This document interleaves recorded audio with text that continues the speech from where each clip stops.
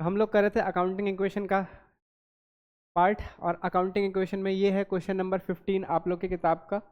और इसके अंदर हम लोगों ने काफ़ी सारी चीज़ें ले ली हैं ताकि हमारा ये एक बार फिर से टॉपिक अच्छे से कवर हो जाए। तो एक बार फिर से शुरू करते हैं इस टॉपिक को और समझते हैं कि इसके अंदर अकाउंटिंग इक्वेशन को कैसे टैकल किया जाता है। सबसे पहला है हमारे पास, Sunil started business with cash 1,50,000 rupees. Of course ये बात है, बिजनेस के पास कितने रुपए आए? 1,50,000 रुपये। तो हम लोग लिख देंगे 1,50,000 रुपीज़। और एट द सेम टाइम क्योंकि ये ओनर का पैसा है, कैपिटल भी आपकी इंक्रीज हो जाएगी। ठीक है, कैपिटल में भी कितना आ जाएगा? 1,50,000 रुपीज़। आई होप यहाँ तक की बात क्लियर होगी। Opened a bank account by depositing the cash of ₹25,000।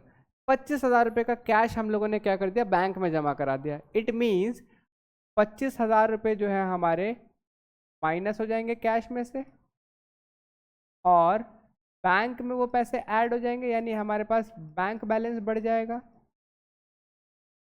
दोस्तों, न्यू इक्वेशन बनाने का टाइम आ गया है। तो अगर हम न्यू इक्वेशन बनाएं तो न्यू इक्वेशन हमें क्या बता रही है, क्या पिक्चर शो कर रही है? हमारे पास कैश बैलेंस पड़ा हुआ है 1,25,000। Just a second.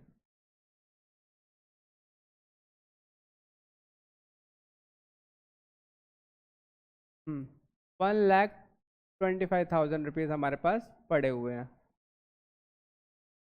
और 25,000 रुपीज़ का बैंक बैलेंस है।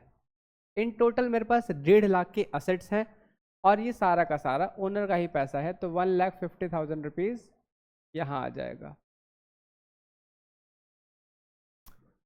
अगला है, sold a personal car and deposited 50,000 into firm bank account.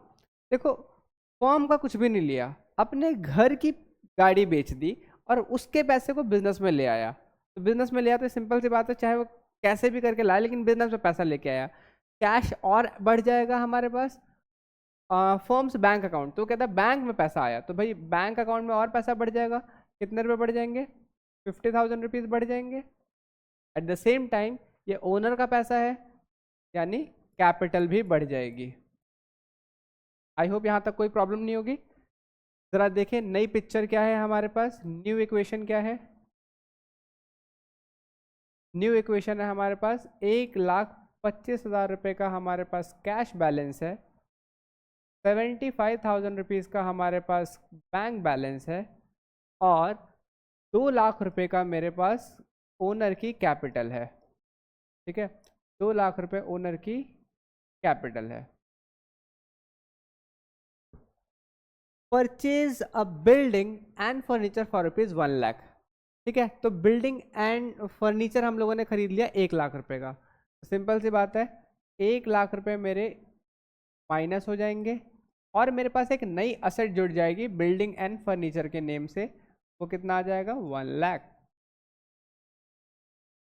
ठीक है, न्यू इक्वेशन क्या बनी? न्यू इक्वेशन बनी हमारे पास 25,000 रुपीज़ का। अब मेरे पास कैश बैलेंस पड़ा है क्योंकि 1,00,000 रुपये तो मैंने खर्च कर दिए। 75,000 रुपीज़ का बैंक बैलेंस पड़ा है, और 1,00,000 रुपये का मेरे पास बिल्डिंग और फर्नीचर पड़ा हुआ है। ऑन द अदर हैंड मालिक को अभी भी मुझे 2,00,000 रुपये ही लौटाने होंगे, क्योंकि मालिक के 2,00,000 रुपये इन्वेस्टेड है बिजनेस में। Purchase goods from Ram on credit 50,000। मैंने उधार में माल खरीद लिया। ठीक है, अगर मैंने उधार में माल खरीद लिया तो मुझे यहाँ पर एक एसेट जोड़नी पड़ेगी, जो कि होगी स्टॉक। जो कि क्या होगी? स्टॉक। क्योंकि मैंने उधार में खरीदा है तो मेरे पास स्टॉक में ये ऐड तो हो जाएगा।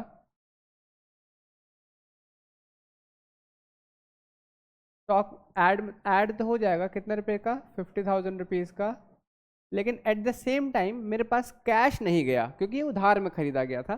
तो कैप लाइबिलिटी में क्रेडिटर के नाम से एक नई लाइबिलिटी बन जाएगी, और क्रेडिटर कितने के आ जाएंगे? 50,000 रुपीज़ के।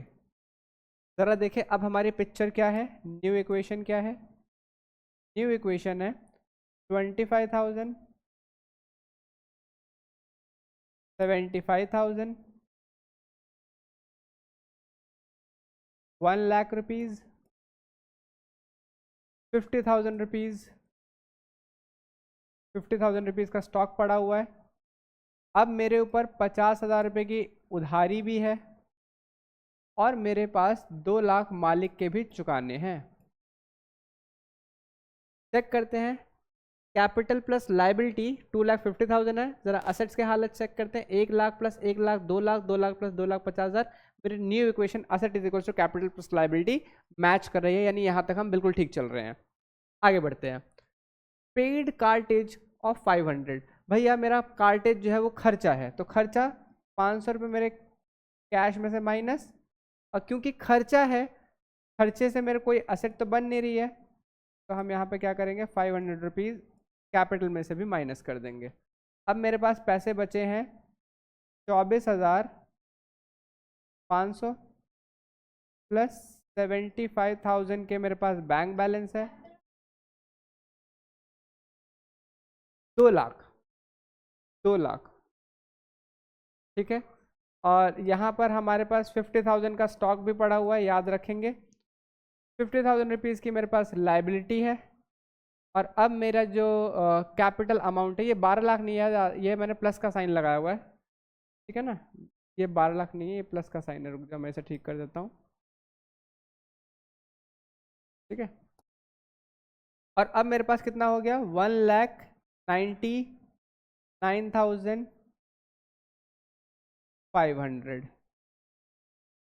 ठीक है, 1,99,500 रुपीज़ मेरे पास अब मेरे हालात हैं। ये मेरे न्यू इक्वेशन आ गई।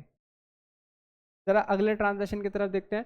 Sold goods costing ₹6,000 to Shyam on credit for 9,000, भैया मैंने 6,000 का माल जो है वो बेच दिया, तो सिंपल सी बात है, स्टॉक कम हो जाएगा, ठीक है, स्टॉक कम हो जाएगा।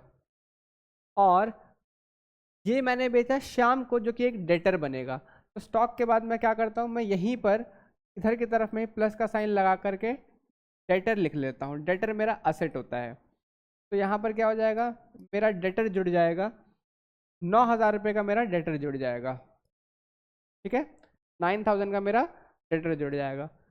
यहाँ पे हम देखते हैं कि 6,000 का माल जा रहा है, 9,000 रुपये का डेटर आ रहा है, 3,000 रुपये का प्रॉफिट है। 3,000 रुपये का प्रॉफिट कहाँ पे जाएगा, कैपिटल में, क्योंकि जो प्रॉफिट है वो मालिक का होगा, ठीक है ना। न्यू इक्वेशन की हालत क्या है, जरा ये देखते हैं। इक्वेशन तो ये है 24,500, ये है 75,000, ये है 1 लाख, यहाँ पर हमारे पास 9,000 रुपये का डेटर है, और अब मेरे पास स्टॉक बचा है 44,000 रुपीज़ का, ठीक है। 50,000 रुपये की मेरे पास अभी भी लाइबिलिटी पड़ी हुई है, और 2,02,500 रुपये ओनर के हैं, मालिक के। मुझे रेंट रिसीव हुआ है टेनेंट से, किराया मिला है, तो सिंपल सी बात है, 1,000 रुपये मेरा इनकम बन गया। इनकम जो है वो, जैसे खर्चा जो है कैश में से माइनस हो जाता है और कैपिटल में से माइनस हो जाता है, वैसे इनकम जो है वो कैश में प्लस हो जाती है और कैपिटल में प्लस हो जाती है। तो यहाँ पर 1,000 रुपीज़ यहाँ पर भी ऐड हो जाएंगे। ये कितना हो गया आपके पास, 25,500, ये कितना हो गया, 75,000, ये हो गया 1 लाख, ये हो गया 9,000, और 44,000 का मेरे पास स्टॉक भी है। 50,000 रुपीज़ की मेरे को क्रेडिटर को पेमेंट करनी है, और ये कितना हो गया हमारे पास, 2,03,500, 2,03,500 मालिक का पैसा है। Received security deposit from tenants 1,500 रुपये। दोस्तों इसका क्या मतलब है, सिंपल सी बात है, सिक्योरिटी डिपॉजिट है, इनकम नहीं है, समझ आई बात। सिक्योरिटी डिपॉजिट, सिक्योरिटी डिपॉजिट का मतलब क्या है कि इसे ओनर ने, इसे टेनेंट ने, किराएदार ने मुझे बस दे रखा है, कल के दिन जब वो खाली करेगा तो मुझे ये पैसा उसे लौटाना पड़ेगा। तो जो पैसा मुझे लौटाना पड़ जाए वो एक तरीके से लाइबिलिटी है। अगर आपने कोई पैसा लिया है और आपको वो लौटाना ही पड़ रहा है तो वो आपके लिए क्या है, लाइबिलिटी। लेकिन पैसा आया है, इतनी बात कंफर्म है, तो ये हमारे कैश में जुड़ जाएगा, ठीक है। कितने रुपए, 1500 रुपये कैश में जुड़ जाएगा। और लाइबिलिटी में हमारे को एक नया नाम जुड़ जाएगा, वो है सिक्योरिटी डिपॉजिट। सिक्योरिटी डिपॉजिट कितना? 1500। आई होप यहाँ तक की बात समझ में आई होगी। न्यू इक्वेशन की हालत देखते हैं ज़रा। न्यू इक्वेशन हो जाएगी हमारे पास 500 ये जोड़ देंगे तो ये हो जाएगा 26 और ये हो जाएगा 27। तो 27,000 रुपीज़ का मेरे पास कैश पड़ा हुआ है, 75,000 रुपीज़ का बैंक बैलेंस है, 1 लाख रुपए का मेरे पास बिल्डिंग एंड फर्नीचर है, 9,000 का मेरे पास डेटर है और 44,000 यानी 44,000 रुपये का मेरे पास स्टॉक पड़ा हुआ है। मुझे उधारी में 50,000 रुपये क्रेडिटर के चुकाने हैं, 1,500 रुपये अगर टेनेंट जाता है तो उसको देने पड़ जाएंगे और मालिक को मुझे चुकाने पड़ेंगे 2,03,500। ठीक है। Purchase stationery for cash 100 rupees. भैया हम लोगों ने स्टेशनरी खरीद ली तो भैया ये खर्चा है। खर्चे क्या होते हैं? कैश में से माइनस, कैपिटल में से माइनस। ठीक है, तो कितना हो जाएगा? 26,900 रुपीज़। अब मेरे पास नकदी बची है 75,000 रुपीज़ का मेरे पास बैंक बैलेंस है, 1 लाख रुपए का मेरे पास फर्नीचर एंड बिल्डिंग है, 9,000 रुपीज़ का एक डेटर है श्याम जो मुझे पैसे देगा और 44,000 रुपीज़ का स्टॉक मेरे पास अभी बिजनेस में पड़ा हुआ है। 50,000 रुपये के मुझे क्रेडिटर को पैसा चुकाना है, 1,500 रुपये टेनेंट को चुकाना पड़ेगा और 20,000 नहीं 2,03,400 रुपये मुझे मालिक को देने पड़ेंगे। Invested in shares personal, business से निकाल करके इसने क्या कर लिया? अपने पर्सनल शेयर्स में इन्वेस्ट कर दिया। बिजनेस से पैसा निकाल लिया है भैया, सिंपल सी बात है। इसने बैंक से ही पैसा निकाला और कैश तो इतना पड़ा ही नहीं है हमारे पास। 50,000 रुपये इसने यहाँ से निकाल लिए और क्योंकि इसने पैसा निकाल लिया, मेरे को मालिक को देने वाले पैसों में अब कमी आ गई। 50,000 रुपये से कितना हो जाएगा? 26,900। ये हो जाएगा हमारे पास 25,000 रुपये का बैंक बैलेंस पड़ा है, 1 लाख रुपए के मेरे पास बिल्डिंग एंड फर्नीचर पड़ा है, 9,000 के स्टॉक और 44,000 का ये 50,000 रुपये मुझे क्रेडिटर को देने हैं, 1,500 रुपये मुझे टेनेंट को देने हैं और यहाँ पर हो जाएगा 1,53,400। ठीक है। फिर आता है रिसीव्ड इंटरेस्ट इन कैश। दोस्तों कैश मिल गया मुझे इंटरेस्ट, ठीक है, 200 रुपये का। तो ये यहाँ पर ऐड हो जाएगा, ये यहाँ पर ऐड हो जाएगा। ठीक है, तो ये हो जाएगा हमारे पास 30 कितना हो जाएगा? ये हो जाएगा, होल्ड ऑन, ये हो जाएगा 27,100, 27,100। ये हो जाएगा हमारे पास 25,000 रुपये का बैंक बैलेंस। फिर वही पुरानी घिसी पिटी कहानी जो आप पहले से सुनते आ रहे हैं मुझसे, है ना, क्या ही रिपीट करना इसे। 50,000, 1,500। यहाँ पर ज़रा देखते हैं माजरा, 200 रुपये और ऐड हो गए तो ये हो गया 1,55,000। ये कितना है? 1,53,400 है। ये हो जाएगा 1,53,600। 1,53,600। कहता है इंट्रोड्यूस फ्रेश कैपिटल। 25,000 रुपये वो और ले आया। मैं मान के चलता हूँ कि कैश में लाया होगा, कि क्वेश्चन ये तो नहीं बोल रहा कि कैश में लाया बैंक में लाया, तो मान के चलते इसी में लेके आया। 0 0 और ये हो जाएगा 175, ये हो जाएगा 12 2 इतना मेरे पास अब कैश पड़ा है, यानी कितना? 52,100। क्योंकि ये पैसा लेकर आया है, कैपिटल में भी ऐड हो जाएगा 25,000। ठीक है, और वापस से टोटल कर देते हैं। 25,000 रुपये मेरे पास बैंक बैलेंस है, 1 लाख रुपये मेरे पास फर्नीचर एंड फिक्सचर है, 9,000 रुपीज़ का मेरे पास श्याम नाम का डेटर है और 44,000 का स्टॉक है। 50,000 रुपये मेरे कैपिटल लाइबिलिटी यानी एक इंसान को चुकाने हैं। क्या नाम था उन भाई साहब का? राम जिनसे हम लोगों ने उधार में माल खरीदा था, उन्हें चुकाने हैं। 1,500 रुपये टेनेंट के चुकाने हैं और यहाँ पर हो जाएगा हमारे पास 5 6 7 1,7 178600 178600। गुड्स डिस्ट्रॉयड बाय फायर, दोस्तों 500 रुपये का नुकसान पक्का। 500 रुपये का भैया स्टॉक चला गया और नुकसान फिर मालिक की जेब से ही कटेगा। तो ये हो गया। ज़रा देखिए फाइनल इक्वेशन क्या है हमारे पास। 52,100 रुपीज़ का तो नकदी है, नहीं 52,100 की नकदी है, कैश पड़ा हुआ है। 25,000 रुपये का मेरे पास बैंक बैलेंस है। 1 लाख रुपये मेरे पास बिल्डिंग एंड फर्नीचर में पड़े हुए हैं। 9,000 रुपये मेरे पास तो शाम से मिलेंगे। और 43,500 का मेरे पास स्टॉक पड़ा हुआ है, क्योंकि 500 रुपये का स्टॉक जल गया। और 50,000 रुपये की मुझे उधारी चुकानी है। 1,500 रुपये मुझे टेनेंट को देने हैं, जो मेरे को अगर छोड़ के जाता है तो उसे वापस करने पड़ेंगे। और यहाँ पर 178100 इतने के मुझे मालिक को पैसा लौटाना पड़ेगा। हम देखेंगे assets is equal to capital plus liability आ रहा होगा। Question done. समझ में आई बात? क्लियर है? कोई दिक्कत? अगर मान लो सेम क्वेश्चन के अंदर में आ जाता है कि सर बैलेंस शीट भी बना करके दिखाओ, तो बैलेंस शीट कैसे बनाएंगे हम लोग? बहुत सिंपल है। एक मिनट रुक जाना।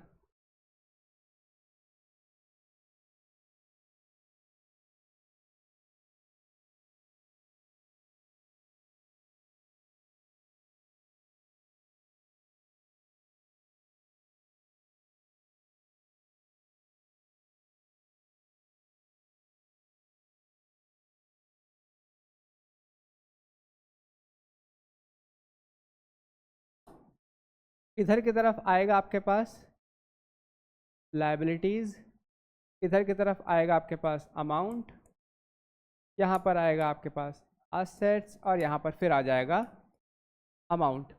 असेट्स में देखो मेरे पास कैश कितना पड़ा हुआ है 52,100। बैंक बैलेंस कितना पड़ा हुआ है 25,000। बहुत बढ़िया, बहुत अच्छे। मेरे पास फर्नीचर एंड बिल्डिंग कितने की पड़ी हुई है 1 लाख रुपए की। मेरे पास डेटर पड़ा हुआ है श्याम नाम का 9,000 रुपये। और मेरे पास स्टॉक पड़ा हुआ है 43,500 रुपीज़ का। टोटल कीजिए। और इधर देखते हैं लाइबिलिटीज़ में मुझे क्या पड़ा हुआ, कैपिटल कितना देना है। कैपिटल है 178100।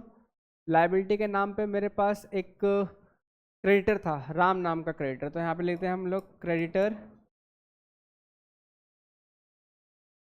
इन भाई साहब को देना है मुझे 50,000 रुपये। And security deposit from tenant जो है वो है हमारे पास 1,500 रुपीज़। इधर के साइड के टोटल कर देंगे। टोटल करते हैं फटाफट और बताओ। हाँ 2,29,600। ठीक है, आई होप कि आपने टोटल करके ही बताया होगा। 2,29,600 दोनों साइड का टोटल आ जाएगा। अगर हम लोगों ने सही किया है तो ये आ जाएगा। ठीक है, आई होप सही किया होगा। तो ये इस तरीके से हम लोगों ने अकाउंटिंग क्वेश्चन का एक फिर से बड़ा क्वेश्चन कवर किया। थोड़ी मोटी बातें मैं एक और बता देता हूँ। अगर दोस्तों आपके पास एक्सपेंस है, होल्ड ऑन,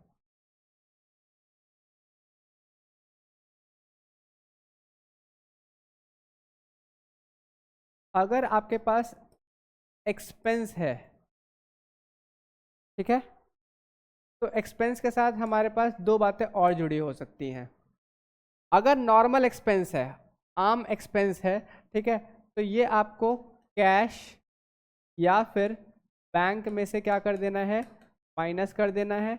और कैपिटल में से क्या कर देना है, माइनस कर देना है। ठीक है, कैपिटल में से माइनस कर देना है। लेकिन अगर एक्सपेंस आपका प्रीपेड है, ठीक है, कोई खर्चा आपका प्रीपेड है, टाइम से पहले पे कर दिया है, तो प्रीपेड जो है वो आपका असेट माना जाता है। प्रीपेड क्या होता है, एक्सपेंस अगर प्रीपेड है तो क्या माना जाता है, असेट माना जाता है। तो ऐसे केस में क्या होगा, कैश या बैंक जो है वो माइनस हो जाएगा, कैश और बैंक में से माइनस हो जाएगा, और एक न्यू असेट जुड़ जाएगी हमारे पास, किस नाम से, प्रीपेड एक्सपेंस के नाम से, ठीक है।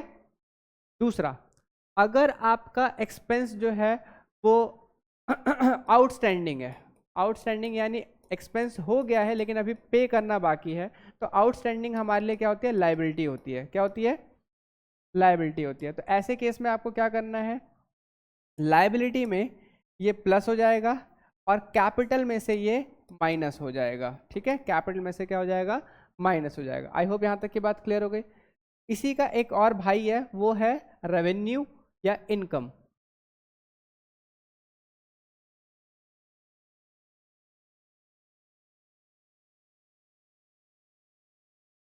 रुक जाते हैं, वो कह रहा है कि प्लीज वेट कर लो, है ना, तो आप भी वेट कर लो, मैं भी वेट कर लेता हूँ। अगला है इनकम।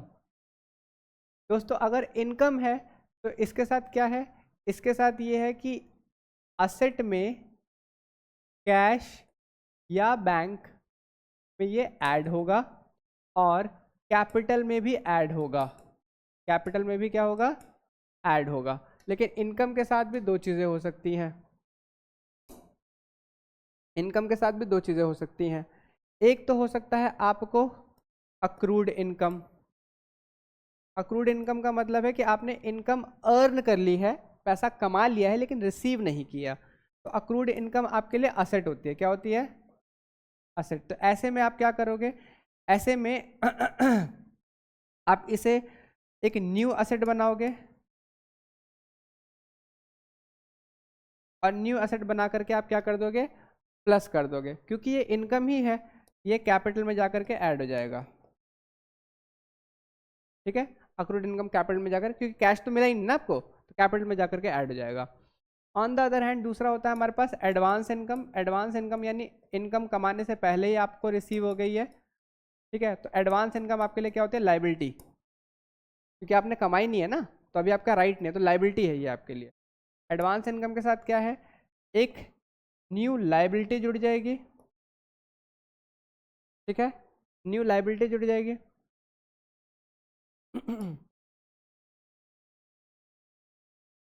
और सॉरी सॉरी सॉरी और दूसरी चीज़ क्या हो जाएगी, कैश में प्लस हो जाएगी, कैश यानी असेट में ये प्लस हो जाएगी, ठीक है। तो ये थोड़ी से एक्स्ट्रा पॉइंट्स है जो मैंने आपको बता दिए। इसके बाद आप ऑलमोस्ट सारे क्वेश्चन डन कर लेंगे, कवर कर लेंगे। समझ में आई बात। चलिए कुछ क्वेश्चंस और प्रैक्टिस करते हैं।